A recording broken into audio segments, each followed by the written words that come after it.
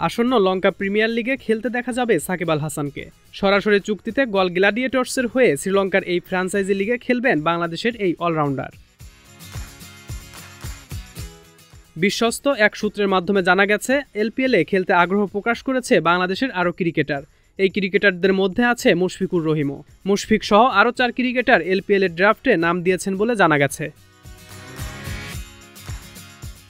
এলপিএলের চতুর্থ আসরের পর্দা উঠবে 30 জুলাই। টুর্নামেন্টের ফাইনাল অনুষ্ঠিত হবে 20 আগস্ট। এলপিএলের চতুর্থ আসরের পর্দা উঠবে 30 জুলাই। টুর্নামেন্টের ফাইনাল অনুষ্ঠিত হবে 20 আগস্ট।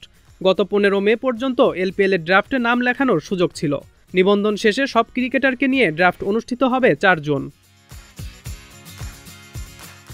30 জুলাই থেকে কলম্বো ও ক্যান্ডি এই দুই ভেন্যুতে এলপিএলের ম্যাচ অনুষ্ঠিত হবে।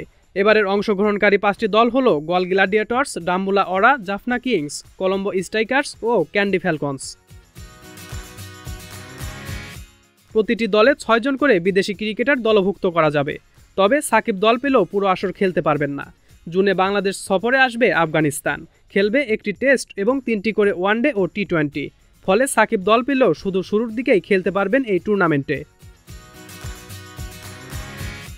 বাংলাদেশ ছাড়াও Australia, South Africa, Pakistan, Ireland, New Zealand ও নামিবিয়ান ক্রিকেটারদের নাম প্রকাশ করা হয়েছে ড্রাফটে ওঠা ক্রিকেটারদের তালিকায়।